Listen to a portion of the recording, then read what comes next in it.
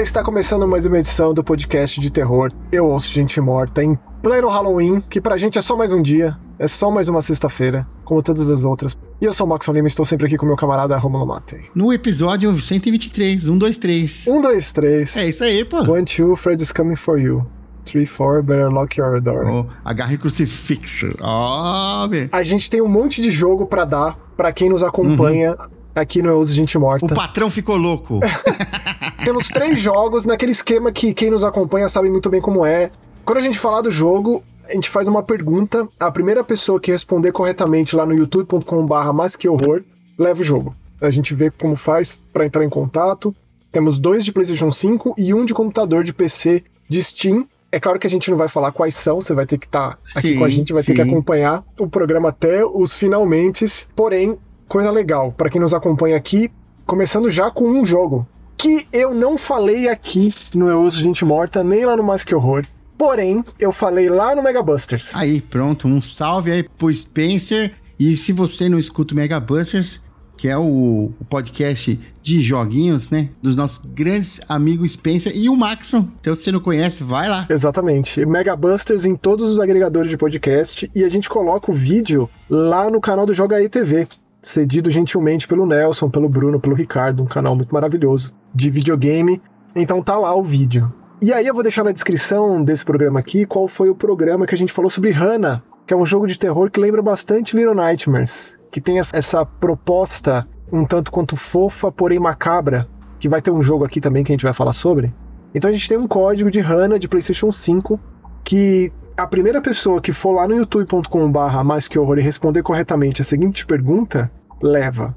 Pergunta é a seguinte. Primeira pergunta que eu vou fazer pra você, Max. Eu posso participar? Brincadeira. Sem graça. A primeira pergunta é: o que foi que Hannah perdeu que a fez partir nessa jornada tão assustadora? Quem responder essa pergunta aí vai ganhar para PlayStation 5 o jogo Hannah. Exatamente. Então, a primeira pessoa que responder corretamente leva.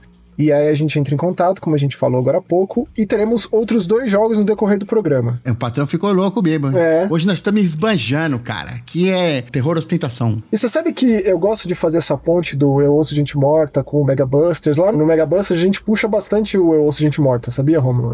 Nunca ninguém me chamou pra participar lá, não. Mas tudo bem.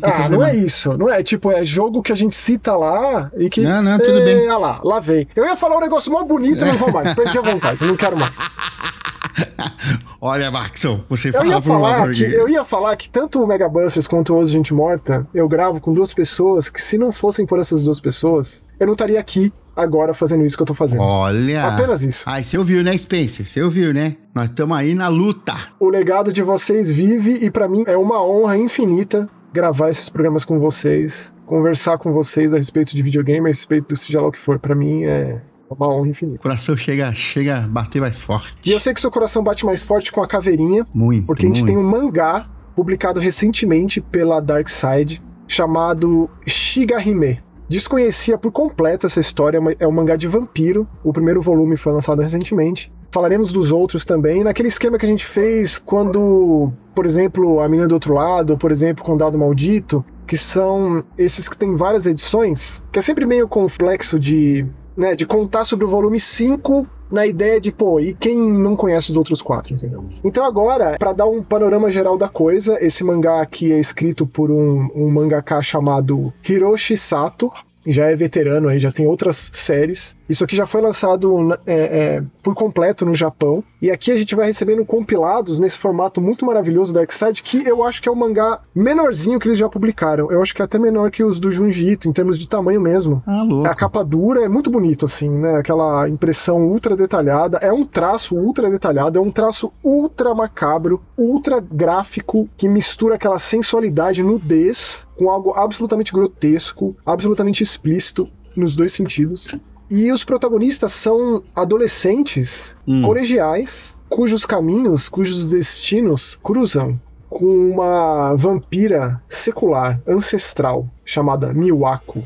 E ela tá aí na busca por um servo, um assecla, um lacaio. Pra quem joga Vampira Máscara, esse é o termo. Ah, é um lacaio ou um ghoul, talvez, não? Também se aplica, só que o lance dela, ela quer que essa pessoa mantenha uma certa consciência, não seja assim 100% impulso, 100% desejo, uma coisa ainda que rola um sadismo na jogada aí. Tem nas histórias vampirescas aí, sempre tem o Drácula, tinha, né, o ajudante dele lá, né, o Bento Carneiro tinha o Calunga, né.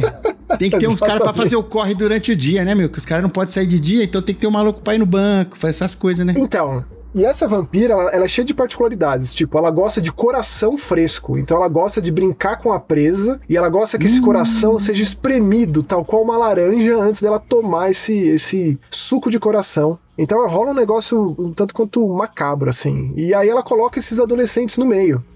E eu gosto como essa história, eu não vou nem citar o nome desses adolescentes, mas essa história, ela descarta vidas, assim, com uma facilidade que eu fiquei assombrado, assim. Personagens que você jurava que seriam protagonistas, que de repente, assim, de repente virou petisco da Miwako. Então, a história desenvolve, evidentemente, e que traz um personagem humano mais próximo. Tem toda aquela questão dessa vida excepcional se chocando com uma vida ordinária, né? O sujeito só tá indo pra escola e, de repente, algo assim acontece. Então, assim, fiquei bastante surpreso com a bestialidade dessa história vampiresca. Pra começar, eu nem sabia que era de vampiro. Então eu fiquei bastante surpreso, mas é alto nível, assim. Mais um desses mangakas de terror que eu desconhecia e que agora já fico aqui. Pecadores eu fui assistir, eu não sabia que era de vampiro também não, sabia? Nem eu. E o trailer não vendeu, e muita gente não gostou justamente por isso, viu? Já conversei com muita gente que, quando vem os vampirinhos lá, que ridículo. Não. Você sabe que aconteceu isso comigo também no Drink no Inferno? Eu também não assisti, eu aluguei do alto do meu, sei lá, 15 anos de idade, e não sabia que era de vampiro. Simplesmente aluguei porque eu alugava tudo de terror que tinha e chegou a vez desse. Quando o Drink no Inferno, eu lembro muito daquele meme do Vegeta, falando, como é que é? O maldito é um gênio. Com o Quentin Tarantino, né, meu? Ele trocou ideia com o brother dele, que dirigiu, escalou a Salma Hayek, e a gente sabe que o Quentin Tarantino gosta de um pezinho, né? E aí tem aquela cena lá, né, filho? E aí o maldito é um gênio, né? O miserável é um gênio. E é isso. Ele é muito amigo do Robert Rodrigues, que é outro que eu adoro, também gosto muito. E Rômulo, depois desse jogo, para os nossos ouvintes queridos, a gente tem Darkside, nesse programa especialíssimo, que a gente trouxe um monte de coisa. A gente tentou abranger um monte de mídia diferente para falar de terror. E agora é um jogo brasileiro, de um camarada chamado Davi Patete, eu acho que é assim a pronúncia do nome dele. Ele tá aí na atividade faz tempo. O primeiro jogo dele foi lançado em 2022, chamado Chácara. Ele tem lançado, assim, com uma certa regularidade. Lançou um chamado Terminal 81, Crime Passional, Mortis-Homem, esse eu adoro. E agora, Acre Crisis. A gente já pegou a referência aqui, né? Ou seja, dinossauros no Acre. Exatamente. A gente joga com uma policial militar chamada Thaís, que sai aqui de São Paulo com essa equipe e vai até o Acre pra tentar resolver a situação. Na versão em inglês é Jill.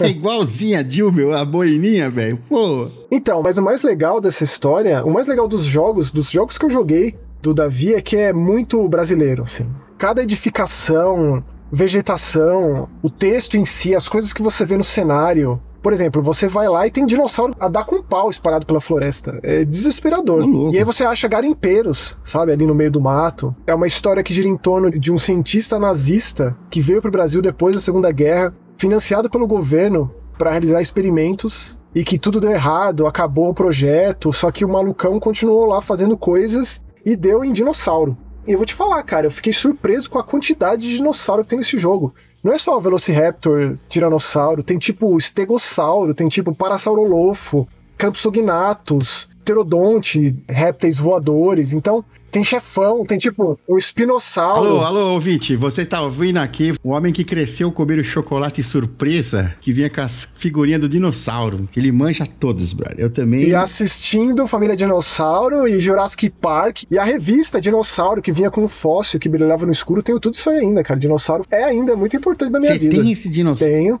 Tá lá na casa da minha mãe. Eu queria mandar um abraço aqui pro meu amigo Renan, que ele é o do Jurassic Finds, ou Finds, né? Ele é o maior colecionador de Jurassic Park da América Latina. Sensacional. O cara tem tudo de Jurassic Park. Um abraço, um beijo pra você, Renan. Esse Acre Crisis, ele tá disponível em todas as plataformas. Eu joguei ele no Xbox, ou seja, eu joguei ele no controle. E se eu tenho uma crítica ferrenha pra esse jogo é que não foi muito bem adaptado pro controle. Ele tem alguns maneirismos ali que eu não consegui entender. Por exemplo, você pra correr tem que segurar o A. Então você, enquanto corre, não consegue olhar pros lados com outro analógico. Então ele é um tanto confuso, não dá pra você personalizar os botões ao seu gosto, que também pra mim é sempre um problema em termos de acessibilidade. Mas é aquele jogo em primeira pessoa, com gráfico retrô, bastante intenso na ação, muito maior do que eu imaginava. A história vai se prolongando, vai encontrando outros personagens no decorrer do caminho. O chefão tiranossauro, o chefão espinossauro são batalhas assim complexas, é difícil.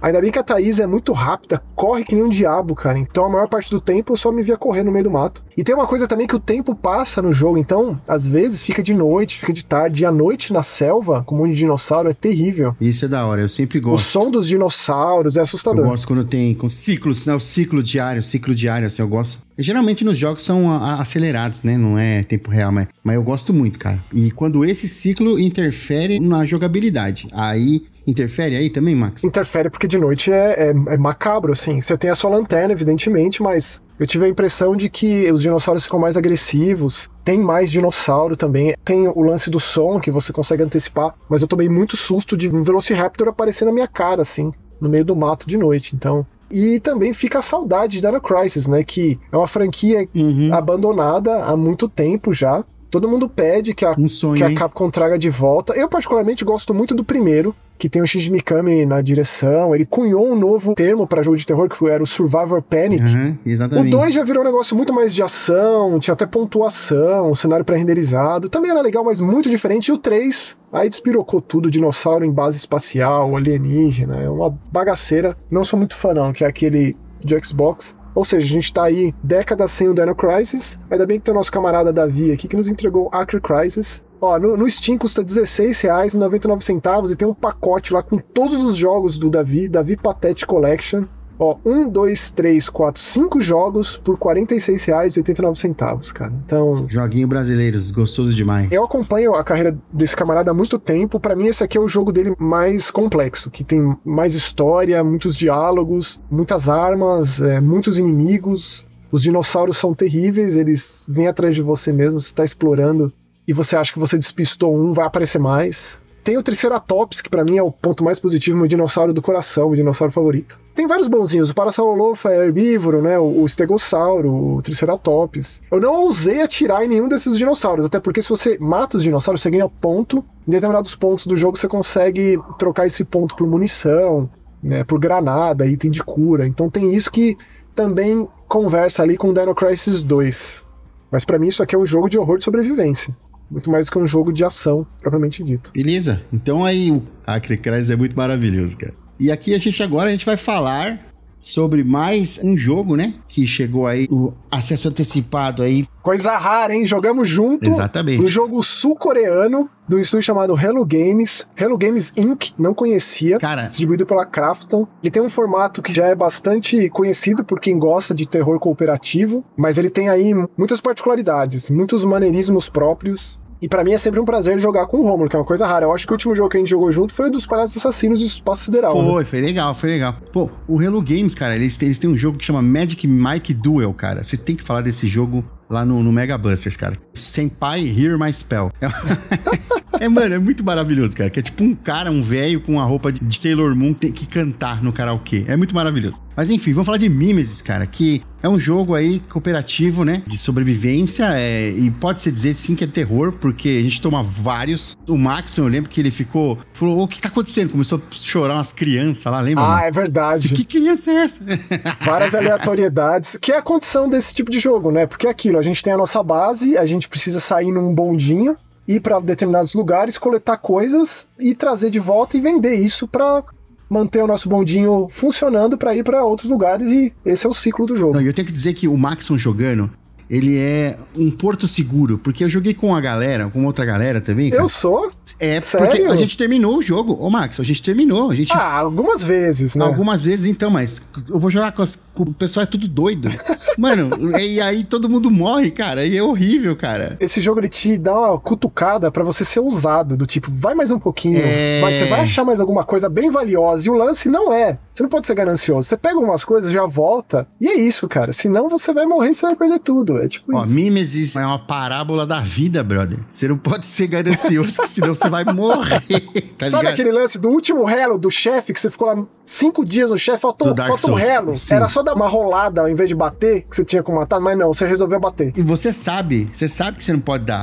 Mas você fala assim, você vai naquele, vai dar, meu filho. Quantas vezes já passou por isso? Quantas vezes, mas não aprende. A vida inteira. E a gente tem que buscar nos cenários, né? Ou uma fábrica, ou uma estação de metrô ali. Futuramente terão outros cenários também. E por esses itens pra gente trazer de volta pra nossa base e consertar o nosso bonde que tá quebrado. Então, essa sucata, ela é transformada em dinheiro, né? E a gente pode consertar e pode comprar itens também pra usar contra os inimigos, que são os Mimesis, que são inimigos iguais a nós, que são aquela imagem do médico da Idade Média, ou com um pico de corvo, né? Dottore, exatamente. Exato. É aí que tá. Esse jogo, ele tem que ser jogado com a galera. Até 4 jogadores, né? Até 4 jogadores, cara. Mas não dá pra jogar sozinho, tem que jogar com a galera. Por quê? Quando você entra nessas dungeons, né? O jogo, ele tem um sistema de inteligência artificial que ele escuta o que você tá falando e aprende os seus movimentos. Então, ele usa a tua voz pra te imitar, ou a voz do seu amigo que tá jogando com você pra imitar ele. Então, se você se separar e for, vamos cada um pra um lado pra pegar item, de repente aparece outro cara que é igual ao seu amigo. Até porque a comunicação do jogo é só quando você tá próximo. Você se afasta do seu amigo, a comunicação vai embora junto. Então, se aparece de novo alguém, porque o visual é sempre igual, falando coisas na voz do seu amigo, no meio de uma bagunça de várias pessoas, é muito mais do que só prestar atenção naquilo. Tipo, você sabe qual é que é? Esse é o diferencial do jogo. Mas muitas vezes ele te pega no pulo. Você é ludibriado ali, o que acontece em seguida é morte. O seu amigo, entre muitas aspas, te esgana. E aí já era. E aí você perde todas as suas peças. Você não, só, pelo menos um tem que entrar no bonde e ir embora. Fica no chão. Se dá todo pro seu mundo amigo morrer, pegar. Dá pro seu amigo pegar e, né? Tem um limite de itens que você pode carregar. Tem itens maiores que você só pode carregar esse item. E aí você já tem que ir embora porque vale mais dinheiro. Também, né? Tipo um pneu de trator, por exemplo. Você mal consegue enxergar, mas ele vale bastante. Então tem isso. E aí tem... A placa, eu usei a placa de escudo, cara. O bicho veio, eu tava com a placa, ele não me acertou muito não, viu? E não tem só os Mimesis, tem outras criaturas lá dentro, inclusive umas gigantes, e várias que, cada vez que eu entro lá, parece que aparece um monstro novo, do tipo, aquele macacão meio rampage, assim, aquele coelhão também. Ou uns bichinhos... Coruja, um bichinho pequeno que gruda no teu rosto e vai comendo tua cara. É perigo pra todo lado. E fora os sons, né? Que o Rômulo comentou de choro de criança. Isso aí me pegou, porque... Tava tudo muito cartunesco, muito colorido e, claro, a gente tá em calabouços escuros, né? Tem sempre aleatoriedade em jogo. Mas esse choro de criança me pegou ali. Eu falei, opa, o que tá pegando aqui? O que tá acontecendo? Não, e quando você morre, você fica, tipo, num lobby assim, vendo os outros jogar. E aí, de repente, você escuta a tua voz falando com o cara. E o cara, não, é você mesmo. E você não pode falar porque ele não te escuta. Você fala, não sou eu, corre. E além disso, do trem até a dungeon, né? Até o lugar, a fase, você tem que ir caminhando. E é um ambiente onde tem chuvas ácidas, tóxicas. Ah, é verdade. Então você tem uma barra de vida e tem uma barra de toxicidade também. Que você pode tomar um suquinho ali, trocar item por suquinho. Ou você pode tomar banho na sua base também. Aí você fica limpinho. Tem essa questão também, né? Muitas questões. E tem também o tempo, é em tempo real o negócio. Você não pode ficar lá o tempo que você quiser. O bonde vai embora e te deixa pra trás. É isso. E se aí. você não consegue dinheiro, na próxima o bonde já começa a cair os pedaços e aí o jogo recomeça, entre aspas. Ele sempre te dá um dinheirinho quando você inicia a partida do zero e aí você consegue comprar umas coisas, ou então você deixa esse dinheiro guardado pra você conseguir ir pro próximo ciclo. Tem sempre aquela coisa ali que mostra bem claramente no painel. Você sempre tem 2 opções pra onde ir na próxima rodada, do tipo radiação, nível de periculosidade dos inimigos, ou então o tanto de tesouro que tem lá. Normalmente essas coisas elas se compensam. Se tem bastante tesouro, quer dizer que vai ter ou bastante bicho ou bastante toxicidade. Então tem essas questões aí. No começo, é claro, a gente recomenda ir nas fases que tem pouco inimigo, porque eles são bastante agressivos, especialmente os Mimesis, cara. Por mais que você reconheça que é de fato o Mimesis, não é o seu amigo, ele vai vir seco em cima de você pra te esganar, seco. Tem itens cosméticos, né? Tem itens cosméticos, assim, tem capacete de abóbora, capacete de sapo, coroa. E aí você fala assim, agora eu tô com um item aqui que vai me diferenciar. O Mimesis vai lá e ele faz um Mimesis com o mesmo chapéu que você pra te enganar, cara. Exatamente. Uma vez eu combinei com a galera, falei assim, quando a gente entrar na sala aqui, saiu de sala, entrou, todo mundo dá um pulinho. Pra saber quem que era o real e quem que era o Mimesis. Ele copiou, começou a pular também, cara. Então, assim, ele não copia só sua voz, copia seu estilo de jogo, cara. E ele saiu agora dia 27... de R$ 32,99, então coloca aí na sua wishlist, no seu carrinho e vai jogar com seus amigos, cara, porque esse aqui é divertido. A gente marcou de jogar com 2 amigos nossos e só um apareceu, né, Maxon? Mas vão aparecer mais. Então eu vou dar um salve pro Trancas. O Trancas e o Cris vão jogar com a gente. E o Cris, pro Cris, Não, ele vai também.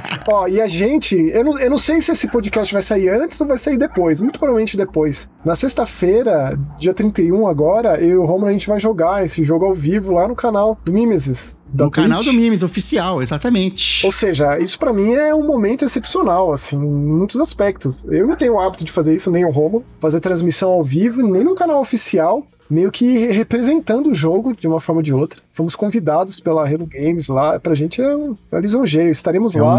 Ou já estivemos lá, né? Então, de qualquer forma, dá um pulinho lá na Twitch do Mimesis, que vai ter o nosso vídeo lá gravando, né? A nossa live que fica em formato de vídeo depois. Exatamente, aí depois se você não vê, você vai ver depois, né? E qual que é a maior surpresa? E a maior surpresa, Maxon, é que também, você que está escutando aqui agora... Você e todos você. Todos você! Você pode ganhar um código que do Mimesis também pra você jogar e curtir esse jogo maravilhoso aí. A gente vai dar um código pra quem der a melhor resposta para a seguinte pergunta.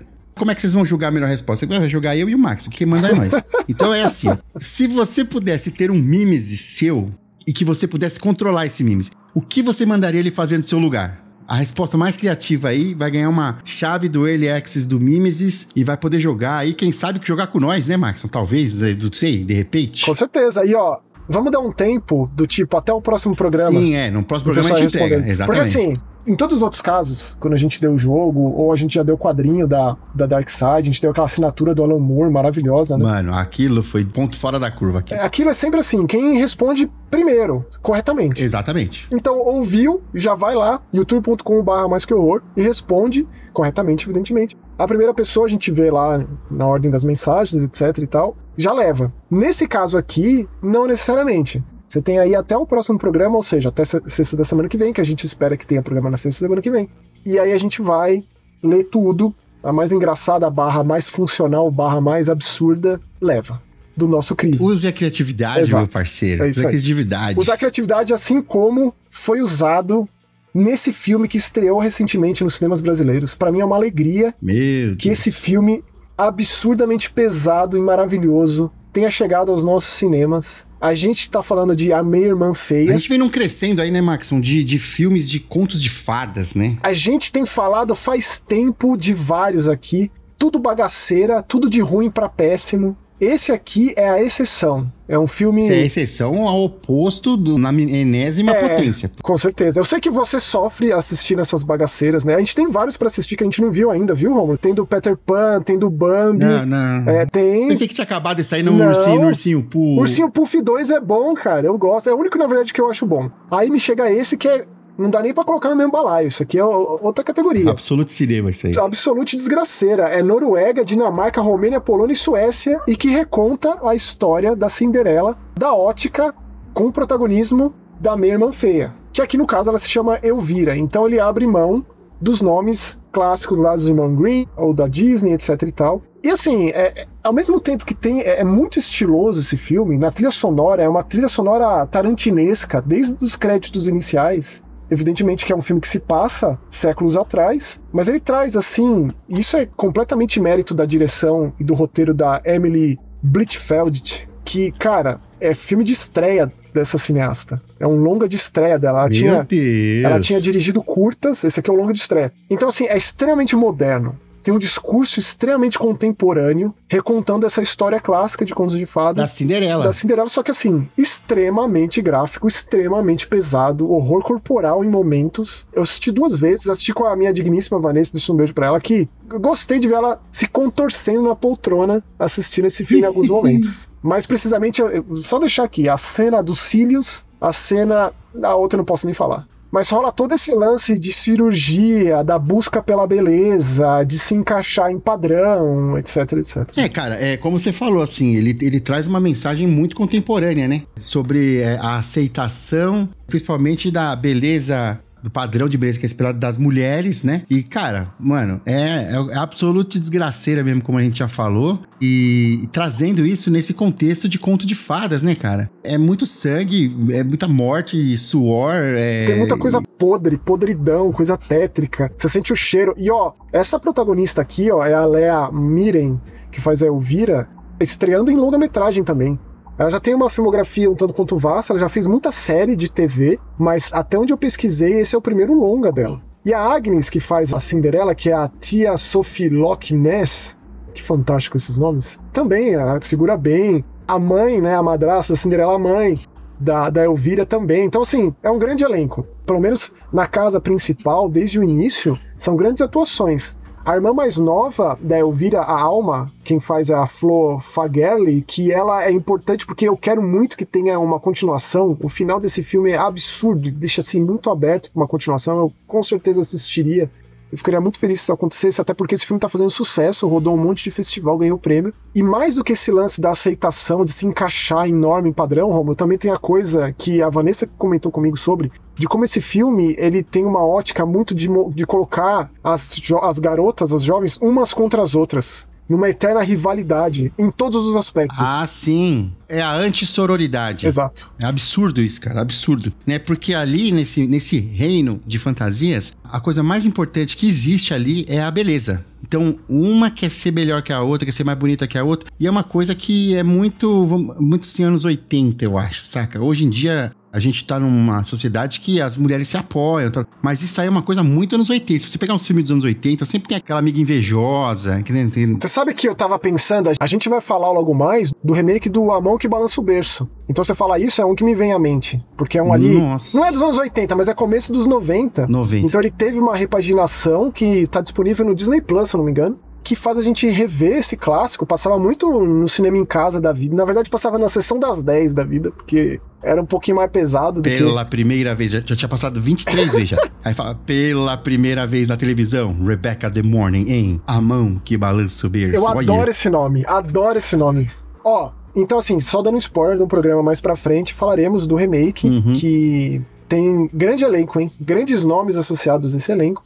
Mas assim, com certeza, isso aí que você falou é muito pertinente e nesse filme aqui é algo de primeira importância no roteiro. Então é um filme difícil de assistir, mas é aquele difícil que você não consegue piscar, assim. Não consegue parar de assistir até o final. E pra mim, esse filme ele é tão impactante quanto foi A Substância recentemente. Pra mim, eu coloco ele ali de mãos dadas, em termos do discurso. A Mão que Balança o Berço é com a Michael Monroe, cara. Eu sei. E vê quem mais que tem nesse elenco. Raul Castilho, Mary Elizabeth Winstead. Mano do céu, velho. E quem é que dirige?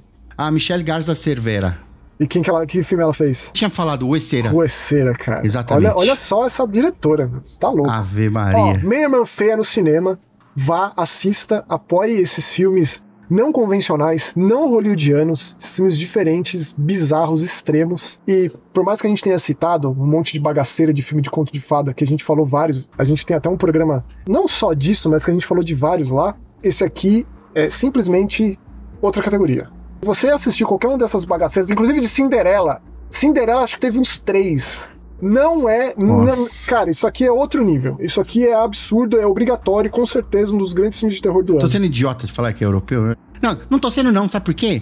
Porque tem a versão lá do Deixa Ela Entrar, entendeu? Que não compara a versão lá americana com a versão sueca. Com certeza não. Esses filmes, pra mim, eu só vejo eles com bons olhos porque apresentam o filme original pra muita gente. Muita gente... Aí o filme, ele é vendido em cima disso, né? Remake, não sei o que lá. Porque eu penso em mim mesmo, do alto dos meus 15 anos de idade, assistindo O Chamado e descobrindo que era um remake do filme japonês, entendeu? É uma coisa que tá ali em mãos dadas, eu vejo. Sim. Ó, Mais jogo. Eu falei de jogo do Hana, né? A gente falou agora há pouco. Esse Gloomy Eyes, que está disponível em todas as plataformas, com textos infelizmente não traduzidos para o nosso idioma, ele conversa bastante com aquele macabro fofo, bastante Tim Burton, vai muito na linha do Tim Burton na parte estética e também na parte do discurso, porque ele tem uma história muito melancólica, macabra. A gente joga com 2 personagens, um menino zumbi chamado Gloomy e uma menina bastante excêntrica chamada Nina.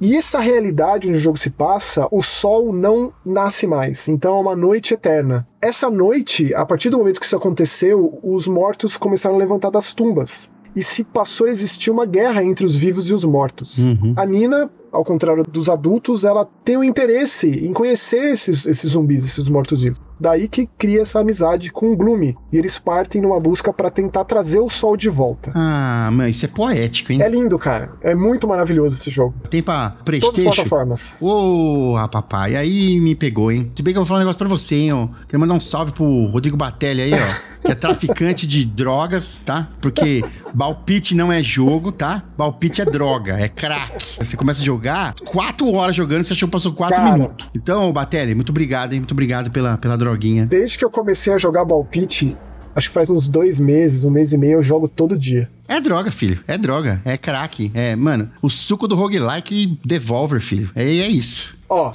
esse Gloomy Eyes, o gameplay dele é um tanto quanto simples. Você resolve uns quebra-cabeças, você caminha por uns cenários que são verdadeiros dioramas. Meu É bem Deus, bonito, assim, é bem caprichado. Ô, Maxon, toda vez que fala diorama, você sabe o que eu lembro, né? Hereditário. O disco do Silverchair. Ah, não. Não, Hereditário ali, as caras. Ah, meu Deus do céu. É, com certeza. Vamos lá. Desculpa. Ó, então assim, o que eu recomendo, e é uma coisa que me ajudou muito, é que quando eu começava as fases, às vezes ficava perdido, o que se faz, o que não faz, você aperta um botão, ele te dá uma visão panorâmica do diorama. Você falou no lance do poético, eu esqueci de comentar, a história é toda narrada do ponto de vista de um coveiro, que ele não só tem a voz de interlocutor, mas ele também tá no cenário, você encontra ele conversa com os personagens. Mano, e assim, que coisa linda, Bruno. Eu vou ver quanto tá no PlayStation, peraí. É demais, é bem legal. Ó, aqui na Steam já tá com desconto, tá R$71,24. Vai estar uns R$100 no PlayStation. Não. R$142,50. Menos que 500, né? Mas tá bom. 142, pelo que você tá me falando aí, que o jogo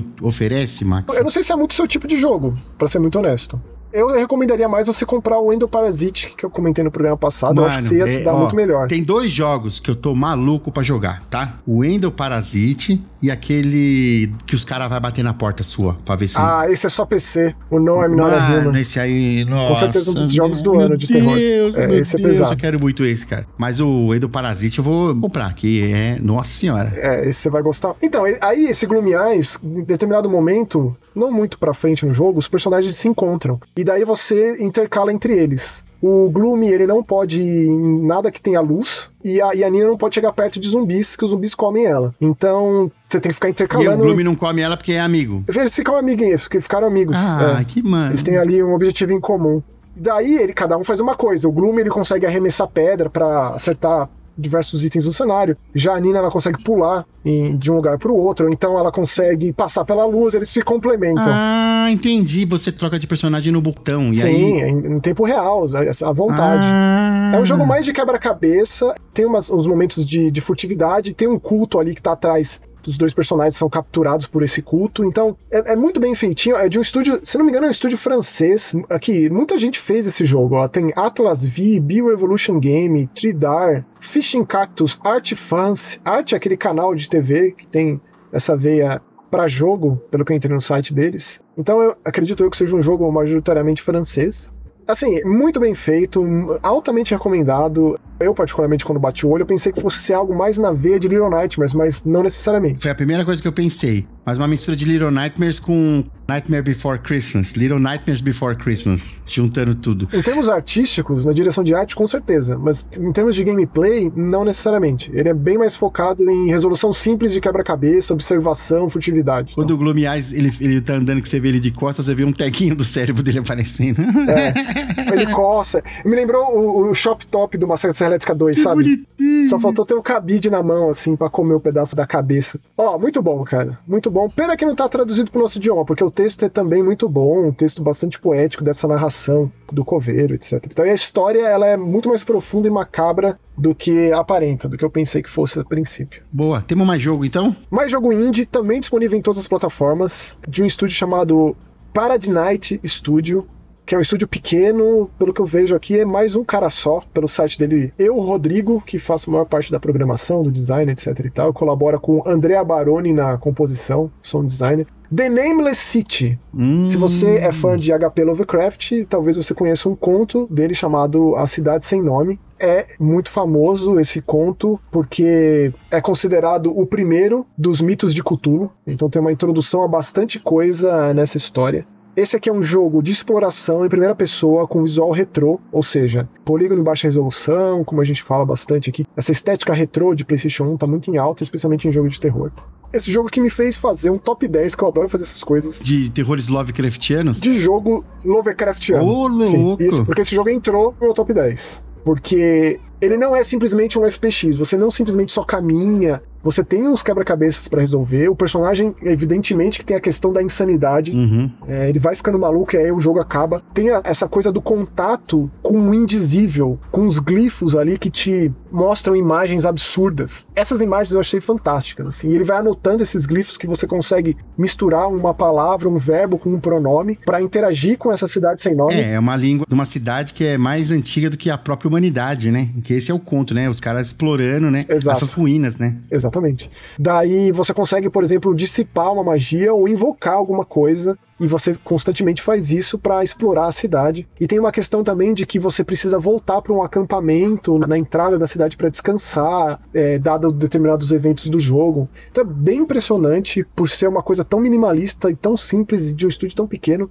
Então, assim, eu com certeza coloquei no meu top 10 Lovecraft, até separei aqui pra... Você quer que eu fale meu top 10 jogos de Lovecraft? Por favor, mas faz do jeito que... Bom, não do jeito que eu faço, que eu sempre começo do primeiro. Mas beleza, vamos lá, de trás pra frente. 10º lugar, The Sinking City. 9º lugar, Call of Cthulhu Dark Corners of the Earth. 8º lugar, Prisoner of Ice. 7º lugar, The Nameless City. Esse jogo aqui. Entrou agora e entrou em 7º? Caramba! Sim, senhor, me impactou muito. Isso aqui é uma jornada rápida, você acaba esse jogo em uma hora, 2 horas. E acaba o negócio e você fala, o que foi isso que eu joguei? Que sensacional, que absurdo, que maravilhoso. Esse jogo aqui custa uns R$20, viu? E pra mim, assim, cada centavo tá aqui. Bom, continua a minha listinha ali. Nameless City em 7º. 6º lugar, Eternal Darkness, Sanity's Requiem, aquele clássico do GameCube. 5º lugar, Dread. Nossa. Esse aqui também é um jogo recente de pesca, de terror, abissal, absurdo. 4º lugar, Shadow of the Comet. O Shadow of the Comet e o Prisoner of Ice, eles são 2 point and click que são bastante literais nas histórias que eles adaptam. São 2 dos melhores, alto nível. Até onde eu sei, só estão disponíveis no Steam ambos. Foram relançados não faz muito tempo, mas são clássicos dos anos 90, dos Adventure. 3º lugar, Bloodborne. Bloodborne é muito Lovecraft. Muito Lovecraft. Você tem razão. 2º lugar, Amnesia, The Dark Descent. E 1º lugar, absoluto, deveria se chamar Call of Cthulhu, porém se chama Alone in the Dark. Esse é meu top 10 de Lovecraft. Cara, assim, não vem falar que não é não, porque é Lovecraftiano sim, meu irmão. Ali é tudo baseado na obra do mestre ali. Do Bloodborne? Do Alone in the Dark. Você sabe que ia chamar Call of Cthulhu, né? Eles não conseguiram os direitos autorais na época. E aí não pôde, né? Exato. Mas é isso, disponível em todas as plataformas, um precinho camarada, uma baita experiência. Não é só jogo de andar, não é walking sim, como pejorativamente gostam de falar, não é. Tem quebra-cabeça, tem momentos tensos, a parte final me fez suar. E o final é absurdamente fantástico. Jogaço. Parabéns ao estúdio Paradise aqui, ó. Primeiro jogo dos caras até onde eu tô vendo. Vou acompanhar de perto. Mandar e-mail, virar amigo, ir pra casa do cara comer um bolo de cenoura. Essas coisas que você faz, né, Max? Vou sim. Isso aí. Sou tão sociável. Nossa, eu sou, né? No mundo normal, não é não. Mas com esses malucos dos indies de terror, você é brother sim. E o que temos? O que mais? Recebemos uma cabine de um filme aí chamado Delírio. Delírio, uma produção Costa Rica-Chile. Honestamente, eu não conheci esse filme Delírio. Quem nos apresentou o filme foi a assessora Sandra Vilela, do Grupo Estação, Filmes do Estação, que chama. E esse filme foi distribuído nos cinemas aqui no nosso país. Poucas salas, né? Infelizmente, né? Pois é. Cara, eu fiquei muito surpreso com esse filme, como ele consegue dizer muito com pouco. E eu ia, inclusive, trazer um gancho de um outro terror chileno nesse programa, que também é um dos meus jogos mais esperados do ano, que é o Tormented Souls 2, só que vai ficar pro próximo programa. Mas o Delírio é uma história de uma mãe com uma filha. É muito intimista, né? É a menina Demais. que ela tem 11 anos, né? A Masha, ela se muda com a mãe dela lá, que se chama Elisa, pra casa da avó. Ela tem uma avó. Essa avózinha dela, ela sofre de demência. É Alzheimer. Ela tem Alzheimer e a gente vê isso escalonando. Então é um filme de rotina, da chegada lá. Ela é uma mulher muito bem sucedida e tem essas questões do tipo, por que você tá vindo pra cá? Da própria mãe dela, e eu tô aqui pra cuidar de você, mas aí o passado vai vindo à tona. Especialmente a relação muito difícil que ela tinha com o pai. Sim. E também com o ex-marido, que fica muita coisa em aberto, né? O pai da Masha, do tipo, o pai dela tá vivo ainda? Faleceu? O que aconteceu? Então, é um filme que ele não se preocupa em te dar respostas, não. Ele te apresenta situações muito desconfortáveis, enervantes, e nessa rotina de acorda, faz café, dá banho, almoço, vai dormir, as inquietações noturnas, quem que tá rondando a casa, que barulho é esse, o que tá acontecendo, quem que é essa pessoa que apareceu aqui, vai te deixando absolutamente... Quase um folk horror, mas ele é muito intimista, assim. Eu acho que esse filme é muito mais sobre relações e o terror que pode existir em relações de seres humanos do que um filme de terror comum, sabe? Eu não diria que ele é um terror folclórico ou rural, porque ele não traz esse tipo de elemento. A coisa é muito mental, é um terror psicológico e é um terror do passado vindo à tona, de você enfrentando medos, e o que é sempre uma grande dificuldade. Fica claro, né, que há muito tempo que tanto ela quanto a filha não visitavam a avó, e esse é um lugar que traz muitas memórias, grande parte dessas memórias ruins, péssimas. E aí tem muita coisa mal resolvida também, que... Não vou nem dizer que tem um fechamento pra tudo isso, mas é meio que na marra, sabe? Do tipo, tá ali, então a coisa tem que acontecer, algo tem que acontecer, decisões têm que ser tomadas. Então é um filme que conversa com esse tipo de coisa. Eu tive muito próximo, meu avô, ele faleceu de Alzheimer, os últimos anos da vida dele foram muito difíceis. Ver uma pessoa definhar com essa doença faz com que um filme desse seja muito indigesto, porque ele traz doses cavalares de realidade, esse filme. Por mais que ele tenha momentos oníricos que parecia que, tipo, isso está acontecendo ou não, então ele também conversa com esse tipo de proposta dentro de cinema de terror. Pra mim tem muito apelo, por mais que seja muito difícil de assistir. Foi uma experiência muito difícil pra mim, chegar até o final. Virei fã dessa diretora, que também é roteirista, se chama Alexandra Latchev Salazar, e ela tem, assim, uma filmografia considerável, não é o filme de estreia dela, ela também tem bastante trabalho com montagem, edição. Fiquei interessado em assistir pelo menos um filme dela chamado Medea. Ela tem um curta chamado Irene. Esses filmes são difíceis de encontrar, mas ela já tá aí na atividade faz tempo. Cara, eu acho assim, é muito admirável fazer um filme, basicamente uma locação só, tem poucas cenas externas, assim, é uma casinha no interior, no meio do mato. 90% do filme é dentro dessa casa. Super simples, com poucos personagens, e ainda assim consegue trazer momentos muito enervantes, especialmente, pelo menos pra mim, no que diz respeito à relação da nossa protagonista, da Elisa, vivida pela Liana Biamonte, com o pai e com a doença cada vez mais agravada da mãe.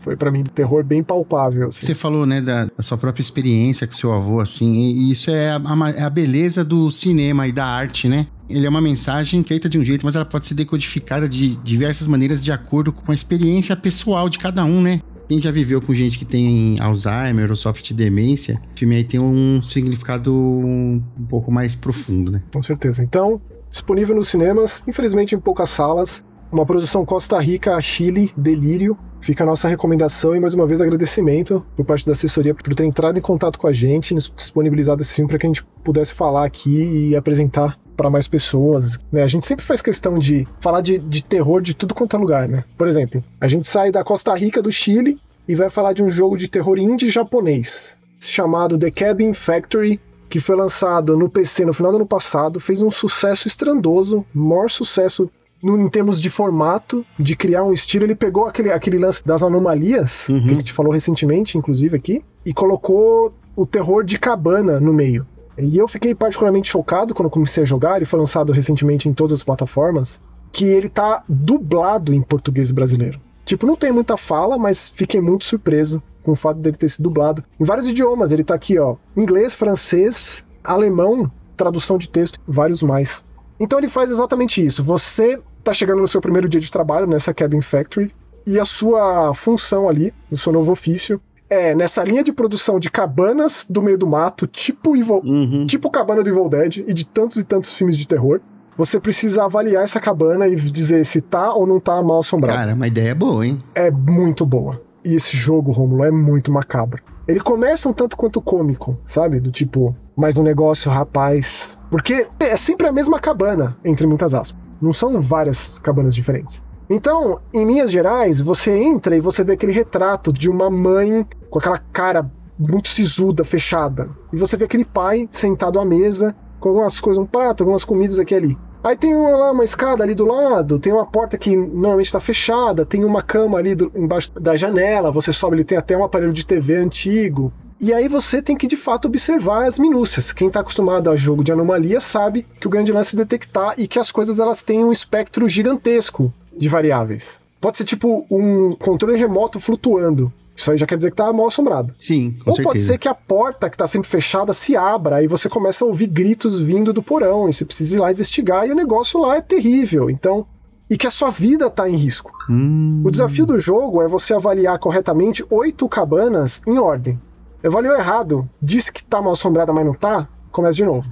E aí, nessa aleatoriedade, te traz uma cabana nova. Se você fizer todas, te dá um desfecho. E ainda conta uma história dessa família. O que aconteceu com essa família dentro dessa cabana. Interessante. Com esse pai, mãe e 2 filhos. Então, assim, é um jogo que é pura proposta, cara. Eu fiquei preso nele até acabar. E aí, não sei se é aquele tipo de jogo que agora eu gosto de apresentar pra pessoas próximas, pra, tipo... Já ouviu falar do The Cabin Factory? Um negócio esquisito demais. Porque é bem aquele tipo de jogo... Ele não tem um fator de replay, né? Muito provavelmente tem cabana que eu não vi ainda, né? Tem alguma anomalia que eu não vi, algum elemento sobrenatural ali que eu não peguei, mas eu já saí bem satisfeito da experiência de forma geral. É um jogo que custa R$10 no Steam, R$10,49 no Steam. Então, assim, é muito fácil recomendar um negócio desse, entendeu? Entendi. Por ser uma experiência tão particular, por um preço tão acessível, dublado no nosso idioma. Tipo, não conheci esse estúdio aqui, ó, International Cat Studios, é o nome do estúdio japonês. Mas eles já estão aí faz tempo, viu? Já lançaram bastante coisa. Na verdade, eu joguei um jogo deles sim, esse Exo One. É um jogo que você pilota um disco voador. Só que assim, é um jogo muito paisagista. Você é como se fosse um disco voador que tá dando uma volta pelo planeta Terra. Dando uma passeada pelos cenários mais ermos possíveis. Pura natureza. É muito impressionante visualmente falando. E você vai, assim, por cenários paradisíacos. É muito bonito. E numa super velocidade no disco voador. É bem impressionante. Talvez tenha alguma participação, uma distribuição, etc e tal. Mas, cara, The Cabin Factory não é à toa que fez tanto sucesso no final do ano passado. Fico feliz que tenha chegado a todas as plataformas agora. Porque é o tipo de jogo que mais pessoas precisam conhecer mesmo. E chegamos... finalmente ao último jogo, mas não o último assunto, que é um que a gente recebeu também, né, Maxon? Tony Dev Game, um camarada lá da Espanha, não só nos respondeu, como nos agraciou com o jogo, como também nos deu uma chave pra gente presentear pra nossa audiência maravilhosa. Tá, e o que a pessoa precisa fazer pra ganhar essa chave desse jogo aí que a gente nem falou o nome ainda, hein?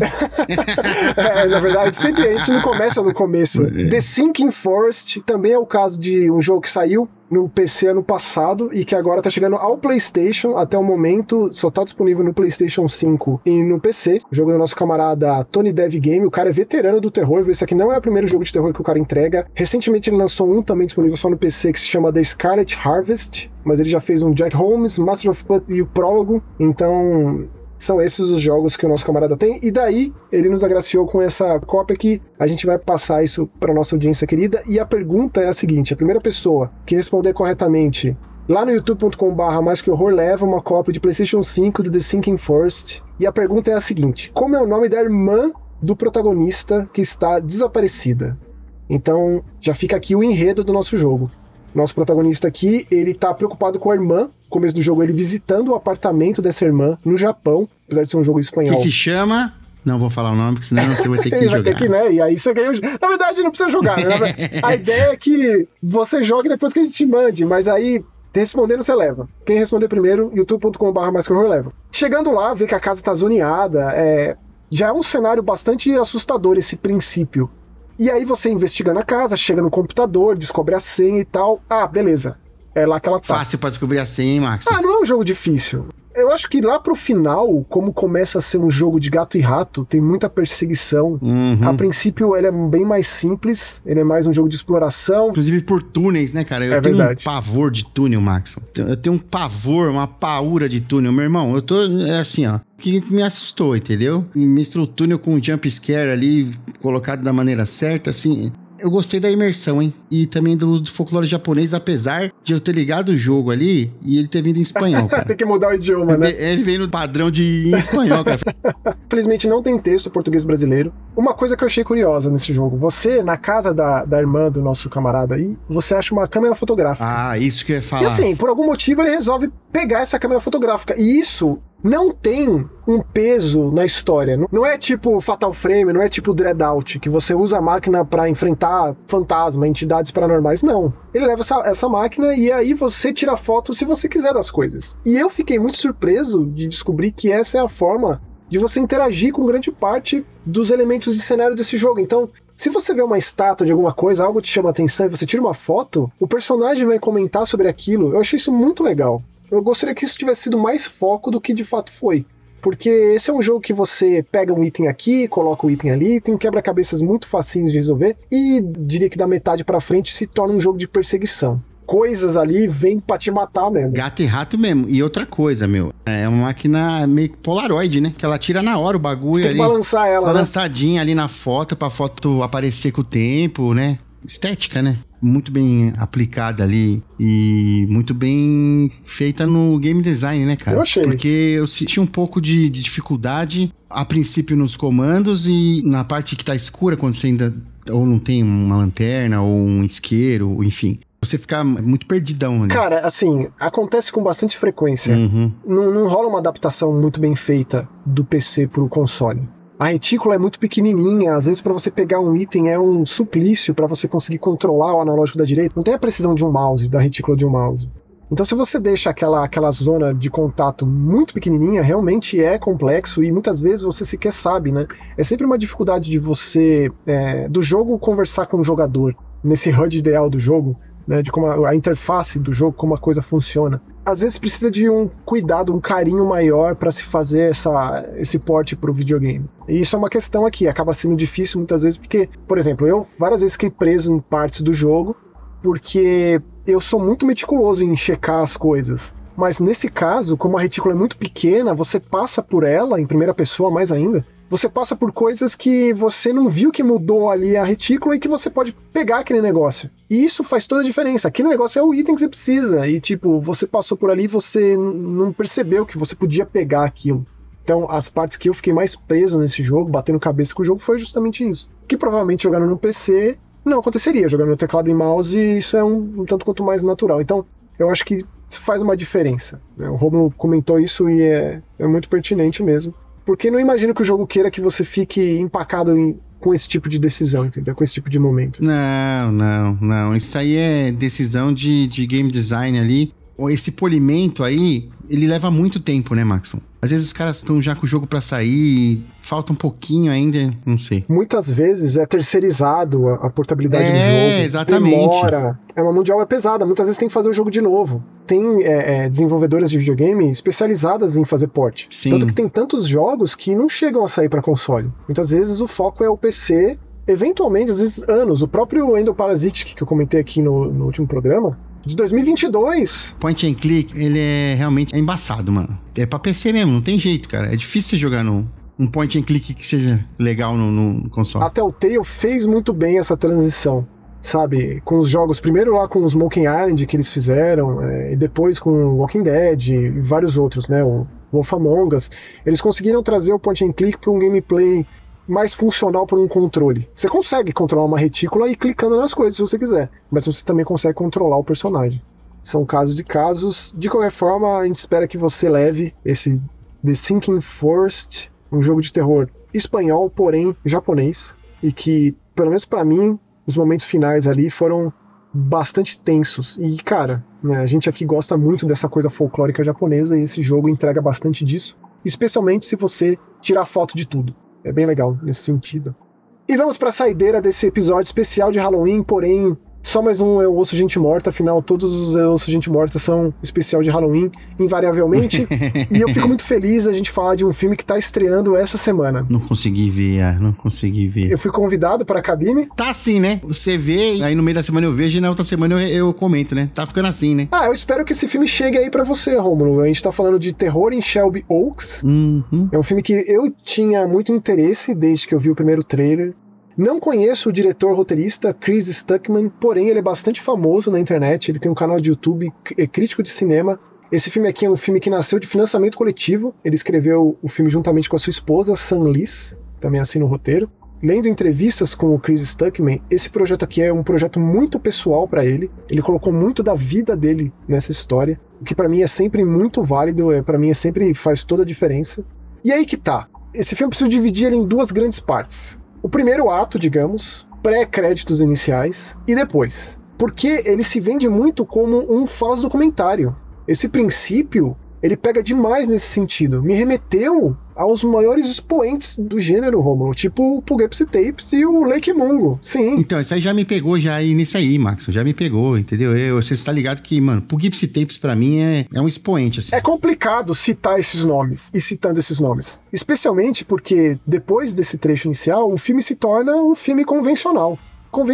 A exemplo do Último Exorcismo, que o segundo filme foi pro formato convencional, ou por exemplo o que aconteceu do REC 2 pro REC 3, isso é complexo de fazer. Nunca vi funcionar. Nesse caso aqui a gente nem teve o primeiro filme, né? É só esse início, essa introdução, que pra mim é muito intensa, te faz ali na beira da cadeira, da poltrona logo no começo, e de repente ele se torna um filme X, um filme qualquer, com um roteiro um tanto quanto frouxo, com sequências demoradas e sequências longas e aquela coisa muito bem iluminada no escuro e uma produção excessiva aqui e ali que acaba atenuando muito do terror que existe. Porque essa história é a seguinte, a gente acompanha investigadores de paranormal, tem um canal de YouTube chamado Paranormal Paranoids, né, e se tornando cada vez mais famoso e tal. E aí essas pessoas desaparecem. São 4 membros desse Paranormal Paranoids. 3 dessas pessoas são encontradas brutalmente assassinadas e uma desaparecida, que é justamente a irmã da nossa protagonista, que depois dessa introdução o filme passa a ser um filme de investigação e de busca, basicamente, assim, em linhas gerais. Essa integrante do canal de YouTube, ela se chama Riley, vivida pela Sarah Dern.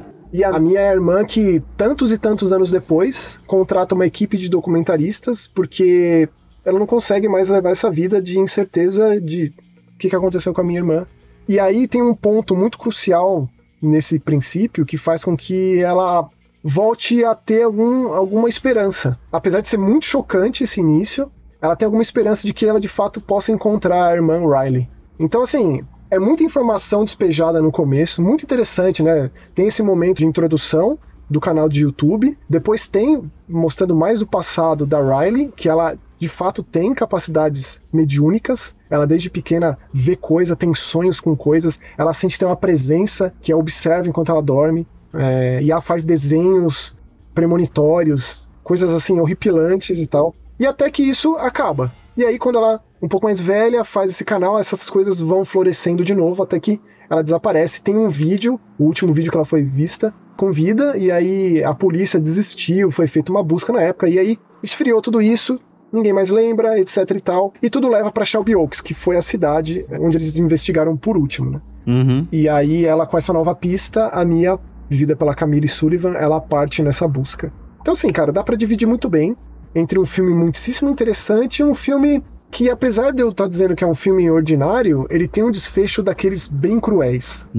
É um final terrível, assim, que eu particularmente gostei bastante. Pelo que eu tô entendendo, ele começa de uma maneira muito boa, você citou, inclusive, Poughkeepsie Tapes e Lake Mungo, aí dá uma barrigada pra baixo ali, que quando ele te entrega a parte mais de realidade, e no final ele dá um crescendo, é isso, Max? Basicamente é isso. É essa montanha-russa aí que o filme faz. Ainda assim recomendo, por ser a estreia do Chris Stuckman, tanto no roteiro quanto na direção, é promissor. Esse projeto aqui chamou a atenção de ninguém mais, ninguém menos que Mike Flanagan. Ele assina a produção executiva desse filme.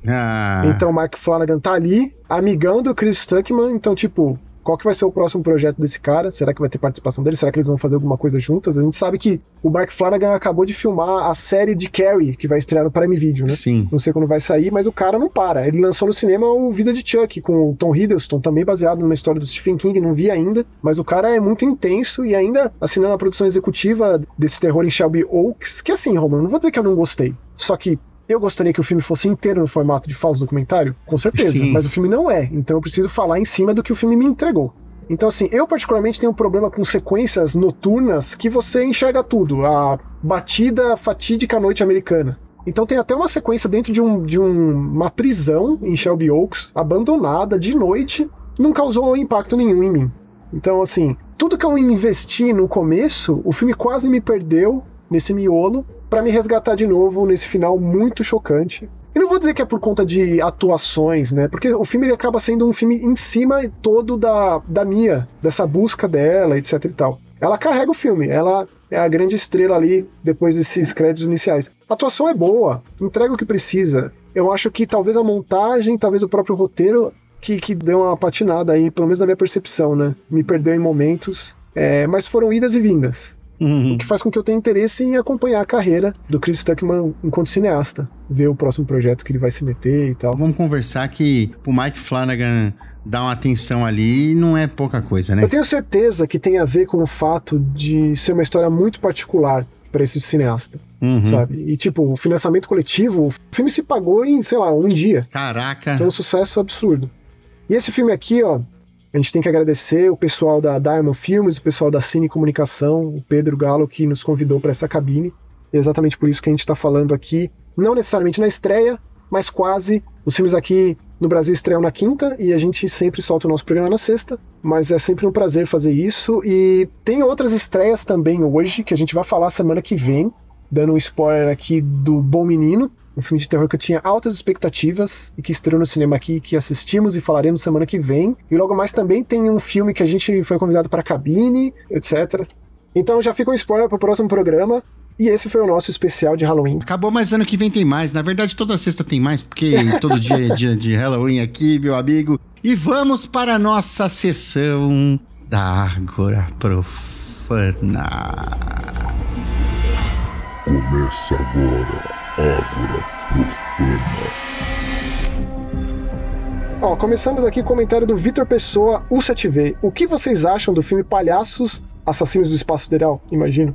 A gente citou aqui, já falamos tantas vezes, eu amo de paixão. Amo. Meu amigo, o Max só tem uma camiseta desse filme aí, meu. Tenho. Não precisa falar mais nada. O Raul e a Carol, dois lindos, maravilhosos do meu coração, me deram os funcos dos Palhaços Assassinos também. Ah, que lindo. Um beijo, Raul. Um beijo, Carol. Foi jogo que a gente jogou junto, Romulo. E o jogo dos Palhaços Assassinos, Clear Crown from Outer Space, The Game, é muito bom. É bom e é algo que ninguém esperava, né, Max? Foi totalmente do nada. Isso aqui não é nem franquia, só tem um filme. Não teve continuação, que é um absurdo não ter continuação esse filme. Tem o jogo e o filme, então é franquia. Agora tem os dois, é franquia. Então é isso, Victor. Então eu imagino que você também goste, né? É um clássico, cara. Maravilhoso. Amo. Continuando aqui com o comentário do Jack Mamona. O Jack Mamona, cara, ele deu um sabão no Max.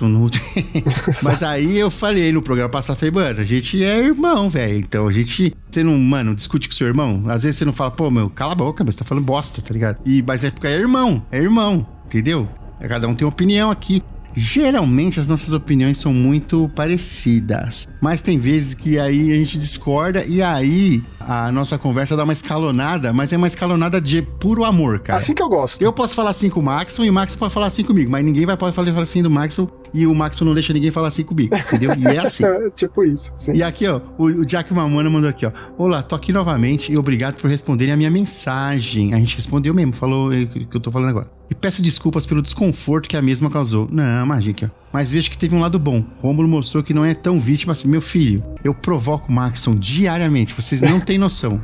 O ruim da história sou eu. Porque sabe por que eu provoco o Maxon? Porque ele cai. Ele pega a pilha, entendeu? Eu vou então, dar Arapuca, eu caio na próxima. Ainda cai na próxima e cai na próxima. Não sou só eu que faço isso com ele. O Batelli faz isso com ele. O meu irmão faz tudo isso que vocês fazem, só que ele ainda me imita. E com todos os trejeitos. Nossa, então, assim, é pior ainda. Meu irmão é o pior. Alô, irmão do Maxon. Queremos você aqui. Brincadeiras à parte, sou muito fã de vocês e não só na parte de criadores de conteúdo, mas como seres humanos e são grandes exemplos pra mim. Ô, Jaque Mamona, que coisa linda. começar a sessão chororô aqui, que eu vou queria comentar algumas coisas sobre o episódio. Primeiramente, eu gostei de Hotel Barcelona. Foi meu primeiro contato com o gênero roguelike, mais conhecido como drogas pesadas, né? E fiquei viciado no jogo. Ah lá. Fiquei viciado no jogo até terminá-lo. Confesso que a jogabilidade não é das melhores. Tem um certo atraso nos comandos. Se desligar o V-Sync melhora um pouco. E os gráficos são bem fraquinhos. Mas toda a insanidade de Suda 51 e Series juntos me pegaram de jeito. Só parei quando fiz todos os finais. E com isso me desbloqueou uma loucura em ir atrás das obras desses dois. Já emendei Shadows of the Damned, Hella Remastered e The Missing. Assim, ô Jaque Mamona, só de você ter feito isso, eu já gosto mais do Hotel Barcelona. Aí, tá vendo? Já vou aproveitar pra você pegar o Killer 7. O Killer 7 é Suda com o Shinji Mikami. Ele foi lançado originalmente no GameCube, depois recebeu um port de PlayStation 2 muito inferior, mas ele tá no Steam rodando muito bem. Esse é bizarro, cara. Ele foi lançado pra quê, Maxon? GameCube. Ah, você falou GameCube. Eu falo. Você também fala Saturno também, Saturno. Sim, GameCube, Saturno. Sim. Saturn e GameCube. Pronto, melhor? Xbox o SNES. 360. Você prefere? 360? Louco, meu. Não. Tá vendo? É isso que eu tô falando pra você, Jaque. Eu pego no pé, entendeu? Então, mas aí, ó. É só amor, aqui é só amor. Aqui, ó, e continuando aqui, ó. Estou gostando bastante de ambos. E já coloquei na wishlist o Deadly Premonition, o Lollipop Chainsaw, Repop. E é isso. Nos próximos episódios trago minhas opiniões sobre esses jogos. Grande abraço. Coloca o Mimesis também aí na wishlist. Ou lá. Você pode ganhar uma chave, depende da sua criatividade. Ô, Jaque Mamona, o Deadly Premonition é o meu favorito. Eu diria que se você joga o Deadly Premonition sem nunca ter assistido Twin Peaks, é um jogo muito diferente. Então eu recomendo, caso você nunca tenha assistido Twin Peaks, são só 3 temporadas. Assista. É daquelas coisas que mudam a vida. Muda. Você começa a ver Twin Peaks em todas as coisas. E o Deadly Premonition é a maior homenagem a Twin Peaks que existe em videogame. Existem várias outras, mas essa é a minha favorita. E aí eu tô vendo aqui, ele respondeu ele mesmo, aqui, ó, Rômulo, que ele diz assim: e o Maxon falou sobre Amnesia The Bunker. Joguei ele sim, jogo excelente, completamente imersivo. Mas confesso que tive que ativar alguns recursos de acessibilidade para conseguir suportar ele e ir até o final.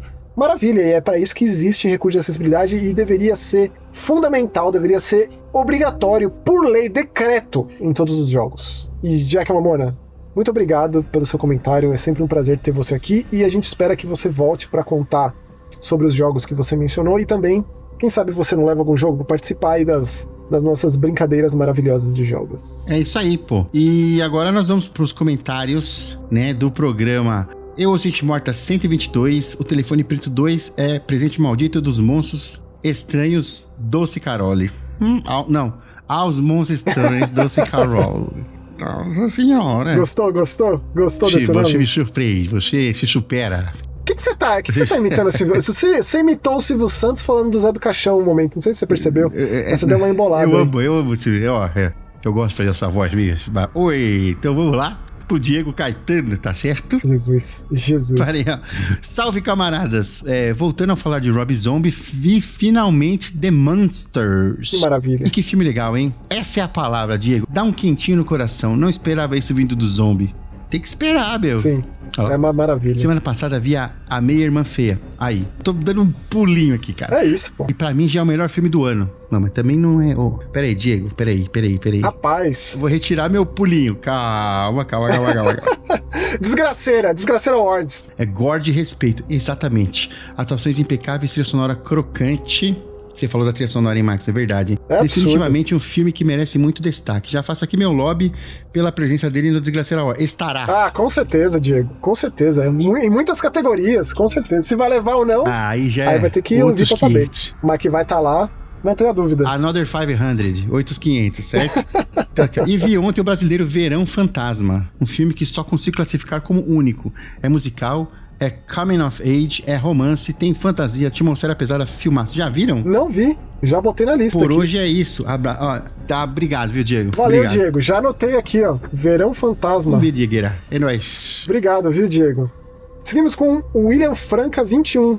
Esse camarada é novo, não me lembro do William Frank aqui antes. Mas eu tô lendo aqui. Minha Nossa Senhora da Bicicletinha. Como assim o Maxon gostou do Telefone Preto 2? Eu assisti ontem e achei uma porcaria. Assisti com mais 2 amigos e todos achamos horrível de tudo esse filme. Não deu medo em nenhum momento na gente. A verdade, deu até sono. Meu amigo começou a pescar 3 vezes durante o filme. Na opinião de nós 3, foi uma sequência sem qualquer propósito de existir. Uma que não conseguiu justificar sua própria existência. Não tinha necessidade alguma de seguir com essa história no plano espiritual após o final do primeiro filme. Claro que já vi diversas sequências de filmes desse gênero sem o menor propósito de existir, mas até onde me lembro, essa aqui se destaca como a mais inútil de todas as sequências do gênero. Tudo já se resolveu no primeiro filme com a morte do vilão. O gancho para a continuação é praticamente inexistente.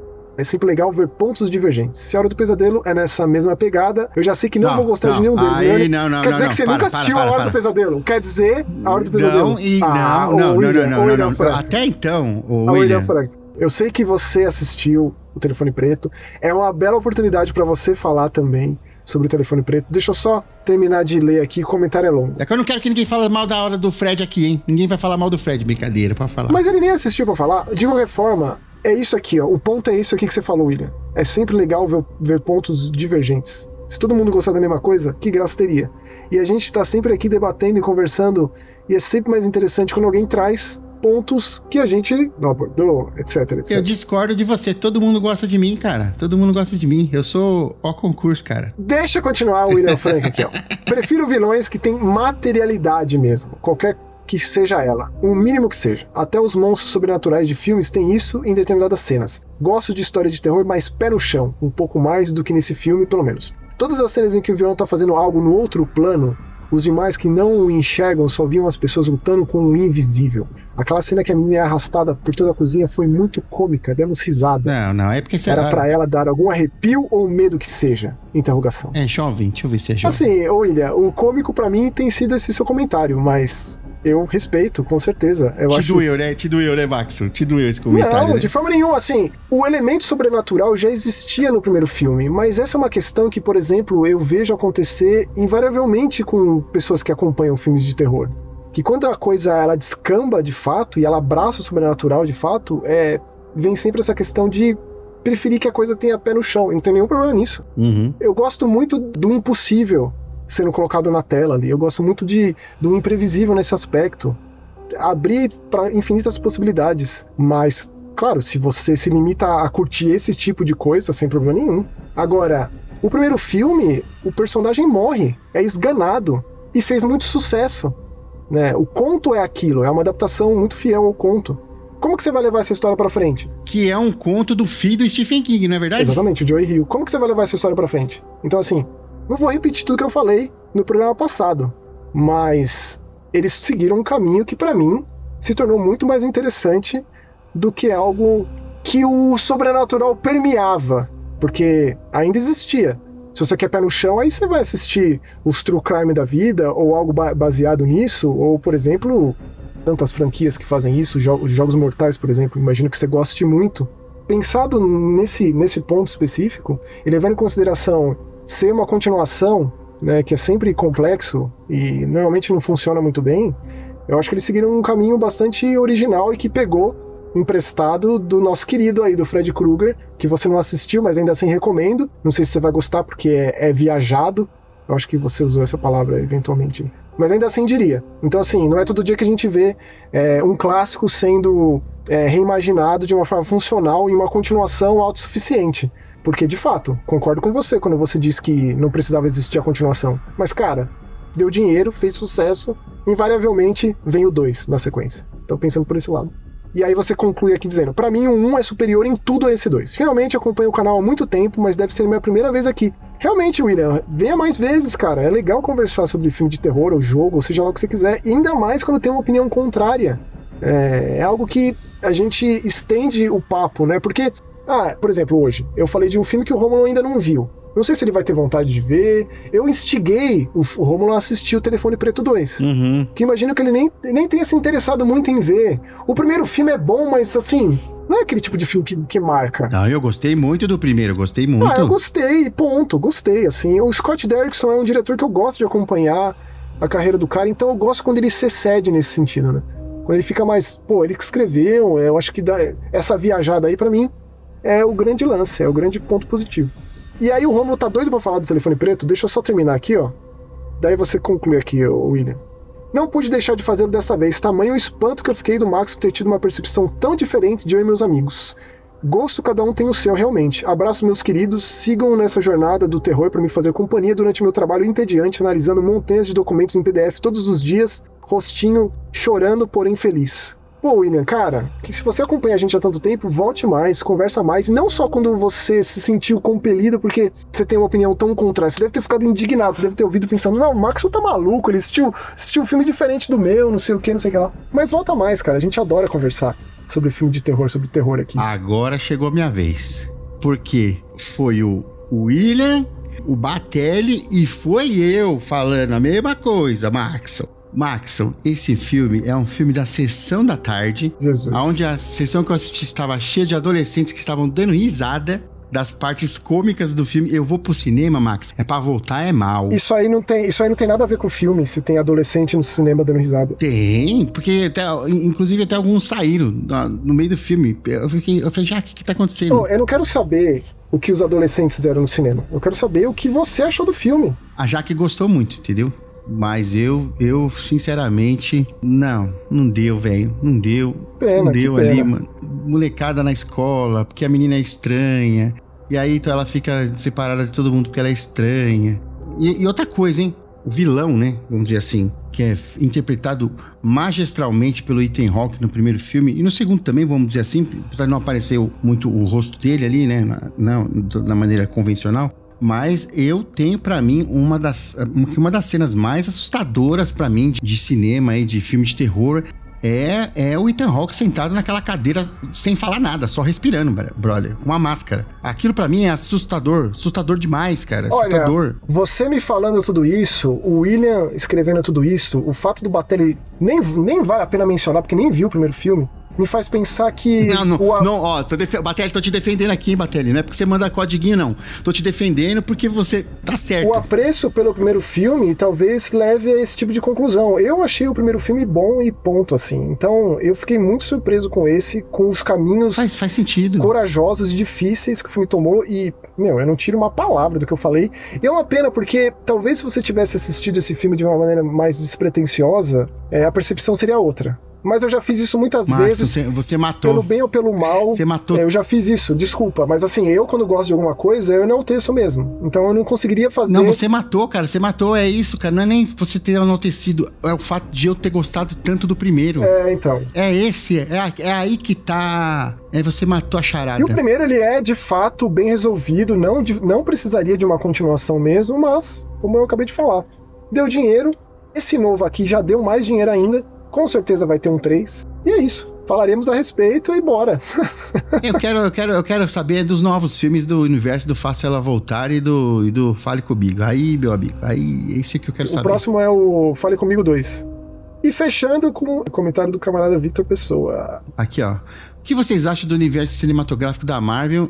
No cinema, os filmes concluir bem os personagens da Marvel, o que vocês acham? Não gosto. Não sei opinar. Mal assisti. Filme de herói, em geral, não me atrai muito, a não ser anti-heróis, né? Eu gosto muito de Constantine, gosto da série do Preacher, enfim. O último filme do Hellboy eu amei, que foi um filme bem indie. Eu fiz, inclusive, um Mais Que Horror a respeito, que eu cheguei do cinema, assim, maluco. Não sei se a gente chegou a citar no Os Gente Morta, mas o Hellboy, os do Del Toro eu adoro. Assim, tem muito filme que eu gosto de super-herói. Gosto dos Homem-Aranha, do Sam Raimi, especialmente o 2. Né? Eu não assisti esse Super-Homem novo, tô com vontade de ver. Os da Marvel eu assisti pouco, cara. Eu assisti o último Vingadores, eu assisti com a minha digníssima no cinema. Foi muito maravilhoso. Eu assisti também e aquela cena é maravilhosa. Aquela cena ali final ali dos malucos saindo no braço ali. Ali é cinemão. Não, é um grande momento do cinemão, blockbuster, com certeza, com certeza. Não tô colocando como demérito, nem depreciando, não. Imagina. Só porque a gente falou aqui, ó, você falou do Hellboy. O Hellboy é Dark Horse Comics, não é Marvel. Eu falei do Preacher, é DC, Vertigo. Então, mesmo a parte de quadrinho, acho que a gente vai pra outro canto, entendeu? Marvel, cara, sei lá, eu gostei do Pantera Negra, que mais? Eu preciso assistir os Homem de Ferro, que eu não vi. Eu assisti o... Doutor Estranho é bom. Não, achei muito ruim. Eu preciso assistir... Gostou? Não, péssimo. Homem-Formiga é bom. É legalzinho. O Doutor Estranho 2 eu preciso assistir porque é do Sam Raimi. Aliás, sabe quem dirigiu o Doutor Estranho? Não. Digita aí, você vai ficar surpreso. Não, peraí. Vai lá, React, quero ver. Doutor Estranho, filme, 2016. É o Scott Derrickson, do Telefone Preto. Exatamente. E com um plot twist desse... Pois é. Encerramos mais uma edição especialíssima do Eu Ouço Gente Morta. Muito obrigado a todo mundo que chegou até aqui. Muito obrigado a todo mundo que nos acompanha. A gente espera encontrar todo mundo semana que vem em mais uma edição do seu podcast de terror favorito. Beijo, tchau. Beijo, galera.